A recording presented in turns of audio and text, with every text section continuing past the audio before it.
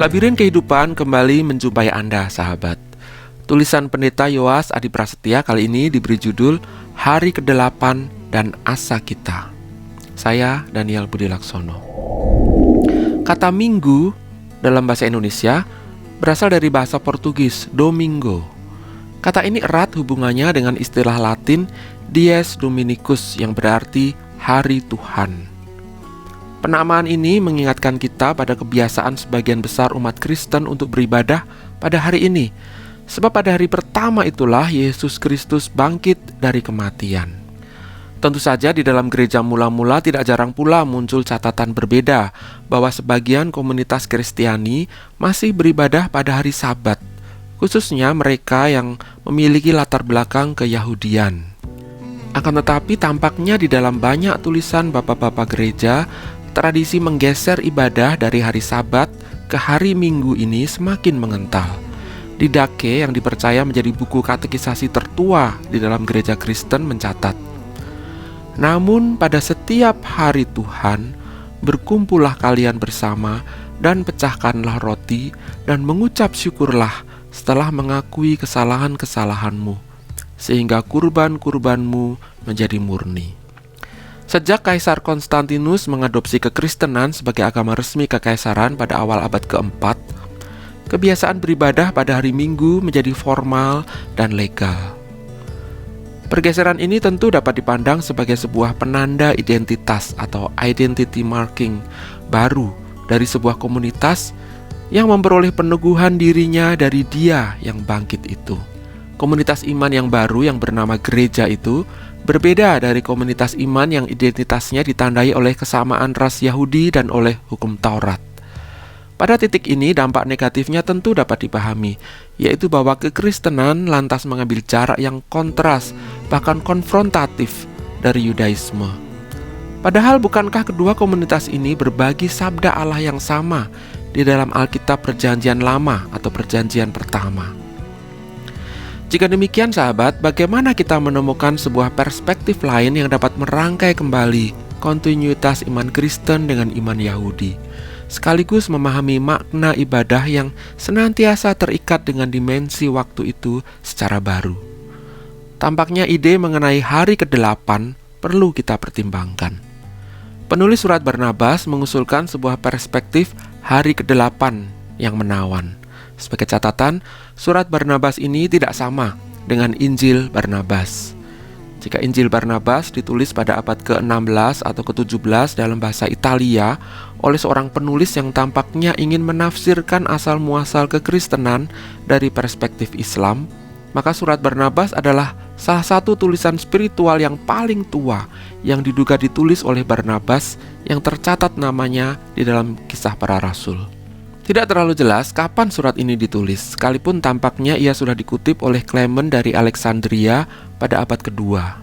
Di dalamnya tertulis, kita menjaga hari ke-8 dengan kesukacitaan, yang juga menjadi hari kebangkitan Yesus dari kematian. Tidak dijelaskan di sana makna dari hari ke-8, serta mengapa istilah ini yang dipergunakan dan bukan hari pertama. Barulah di dalam tulisan Athanasius pada abad keempat kita menemukan penjelasan yang lebih gamblang. Saya akan bacakan kutipannya berikut ini. Sabat merupakan akhir dari ciptaan pertama. Hari Tuhan merupakan permulaan dari ciptaan kedua. Saat Ia memperbarui dan memperbaiki yang lama dengan cara yang sama seperti yang ditetapkannya, yaitu bahwa sebagaimana sebelumnya mereka harus merayakan Sabat sebagai sebuah kenangan atas akhir dari hal-hal yang diciptakan pertama, demikianlah kita menghormati hari Tuhan sebagai kenangan atas ciptaan yang baru. Jadi yang pertama, hari Minggu yang dalam kalender pada umumnya merupakan hari pertama dari satu pekan, kini di dalam kalender iman merupakan hari ke-8. Ia bukan lagi sekadar menjadi pengulangan dari hari pertama pekan sebelumnya, tetapi sebuah permulaan yang baru, yang mencerminkan ciptaan yang baru. Yang kedua, Athanasius secara paradoksal menyatakan bahwa kita berpartisipasi ke dalam ibadah sebagai sebuah kenangan atas ciptaan baru. Bagaimana mungkin mengenang apa yang belum terjadi? Pertanyaan ini masuk akal jika kita secara intuitif mengimajinasikan ciptaan baru sebagai sebuah peristiwa masa depan yang belum kunjung tiba. Akan tetapi iman Kristen senantiasa berjalan secara proleptis. Artinya ia tidak berjalan dari masa silam menuju masa depan melalui masa kini, melainkan dari masa depan yang merangsek masuk ke dalam masa kini setiap saat. Itulah inti dari eskatologi atau ajaran tentang hal-hal akhir di dalam iman Kristen. Yang membuat hari ini menjadi selalu bermakna adalah karena masa depan itu selalu mendekat, dan bahkan bayang-bayangnya sudah menyentuh dan mengenai masa kini. Itulah inti doa Yesus, "Datanglah kerajaanmu," di Matius 6 ayat 10 atau Lukas 11 ayat 2. Jadi iman Kristen bukanlah iman yang menunggu secara pasif, tetapi menanti secara aktif. Sebuah antisipasi, sebuah adventus. Maka sahabat, hari ke-8 menjadi simbol yang sangat dikdaya untuk menegaskan pengharapan akan hadirnya ciptaan baru itu. Gereja Katolik Roma mengadopsi pula gagasan ini di dalam Katekismus Gereja Katolik nomor 349, bandingan juga dengan nomor 1166, dengan judul Hari ke-8 yang akan saya bacakan kutipannya berikut ini. Tetapi bagi kita tiba satu hari baru, hari kebangkitan Kristus. Hari ke-7 menyelesaikan ciptaan pertama. Pada hari ke-8 mulailah penciptaan baru. Dengan demikian karya penciptaan berpuncak pada karya penebusan yang lebih besar lagi. Ciptaan pertama mendapat arti dan puncaknya dalam ciptaan baru dalam Kristus yang melampaui yang pertama dalam kecemerlangan. Di dalam kebangkitan Kristus itu, ciptaan baru menjadi sebuah kenyataan masa depan yang memasuki hari ini. Di dalam Kristus, hari Minggu tak lagi menjadi sebuah ritual yang mengulang-ulang siklus mingguan yang bersifat religius, tetapi sebuah hari yang terus-menerus berwajah baru. Sekaligus dengan teologi hari ke-8 ini, umat Kristen tetap mengikatkan diri dalam kontinuitas dengan umat Yahudi. Justo L. Gonzalez menulis, orang-orang Kristen, selain juga orang-orang Yahudi, tidak percaya bahwa siklus terulang dari sebuah minggu yang baru mengikuti minggu berikutnya, dan sebuah tahun yang baru mengikuti tahun berikutnya, tak akan berakhir. Akan ada sebuah hari saat siklus itu akan dipatahkan dan sebuah zaman baru akan tiba. Ini akan menjadi sebuah sabat yang terakhir, sebuah hari abadi yang penuh sukacita dan perhentian.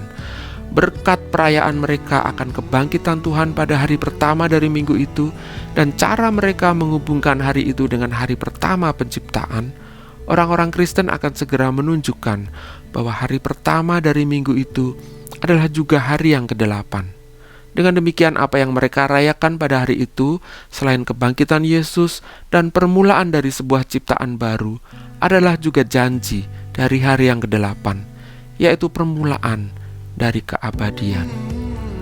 Jadi sahabat, jika Anda kerap dirundung pilu menyaksikan derita dan kejahatan dunia ini, serta kenyataan bahwa gereja tampak gagap dalam merespon seluruh kenyataan itu, jangan mundur dari dunia.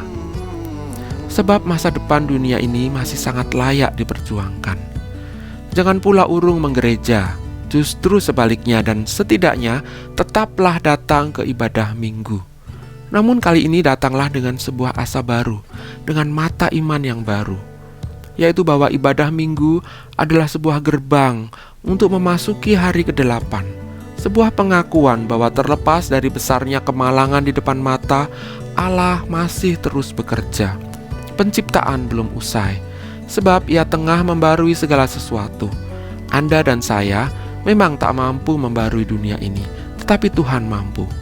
Itulah sebabnya Ia berkata di dalam kitab Wahyu 21 ayat 5, "Lihatlah, aku menjadikan segala sesuatu baru." Seruan "lihatlah" tak lain merupakan sebuah penegasan bahwa jika ciptaan baru itu hadir, Kristuslah yang mengerjakannya, bukan kita. Lebih dari itu, realitas baru itu bukanlah sebuah mimpi yang mungkin akan terwujud atau mungkin tak bakal datang. Tidak, ia sudah terjadi di masa depan. Sebab Allah bekerja dari masa depan menuju masa kini. Maka lanjutkan pembacaan Anda dengan ayat berikutnya. Semuanya telah terjadi. Aku adalah Alfa dan Omega, yang awal dan yang akhir. Sahabat, terima kasih Anda sudah meluangkan waktu Anda bersama kami. Anda membutuhkan naskah cetak lengkap Labirin Kehidupan? Silakan menghubungi BPK Gunung Mulia. Terima kasih dan sampai jumpa.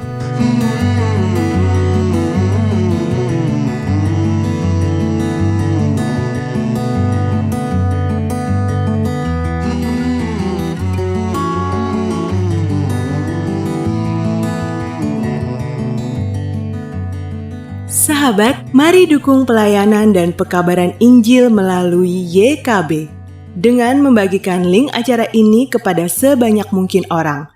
Dukungan juga dapat saudara lakukan dengan mentransfer dukungan finansial ke rekening BCA ke nomor 450 305 2990 450 305 2990 atas nama Yayasan Komunikasi Bersama.